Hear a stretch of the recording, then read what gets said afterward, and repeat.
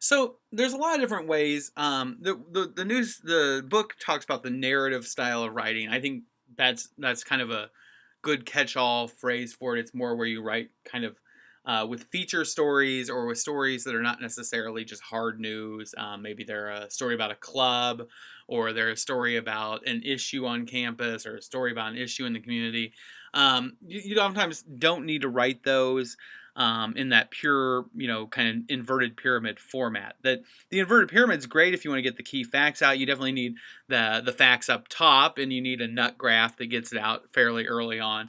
But you can lead with some of those other lead types, that anecdotal lead, or the blind lead, or the descriptive lead, or the roundup lead, or what. I mean, there's different types of lead. You don't have to go with kind of a pure news lead with these formats, and you're telling the story more like you would if you were a writer or author, and that's just a different style. Well, the idea is usually in the narrative style, you kind of begin, you want to keep the focus on people and events, and you kind of want to tell stories about people, like so and so had this experience, and this is about growing up and the struggles, and they lost their mom, and they did this and that, and you want to tell the story in that form. You're kind of telling their story, and you're kind of going through and telling kind of telling a story. You're telling a narrative. You're telling about how the events unfolded, about what happened first, what happened second.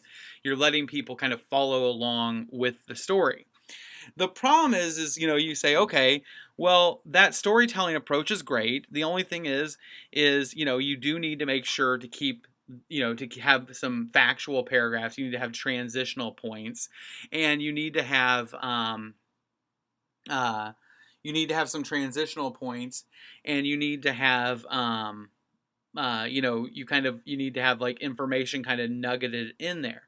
And so the name I sometimes hear for this, which I like, is also, and it might be, I mean, there's different structures, but the one that I like as kind of a concept is maybe what we might call the kebab format. And everybody knows what like a chicken kebab or shrimp kebab or steak kebab.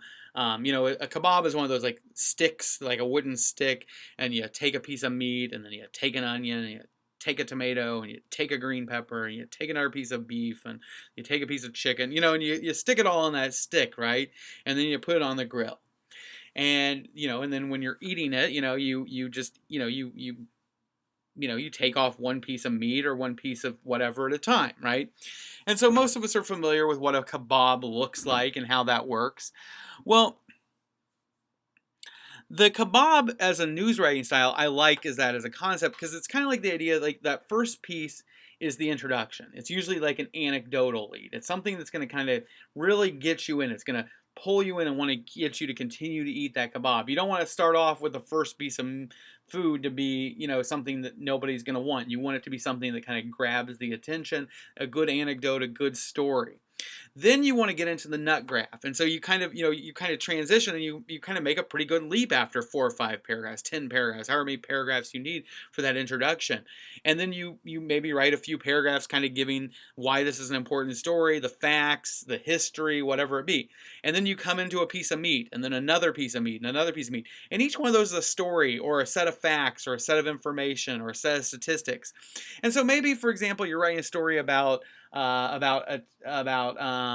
schools, and maybe you start off with a story about some little kid who struggled in school, and how they were finally able to get some success with a new learning technique, or a Montessori style learning, or something like that.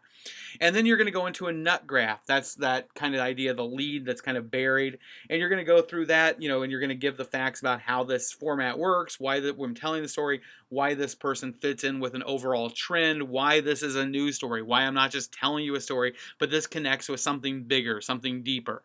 And then you go in with, kind of pieces of meat, each piece of that kebab. And so the next piece of the kebab might be another person's story. It might be an educational, an educational expert talking about an early study, and then you do a little bit of transition, and you go into like another person talking and telling their story, and then you go into another student talking and give their story, right? Now, the only thing that kind of makes like you kind of are kind of piece of meat, piece of meat, piece of meat, piece of meat, right?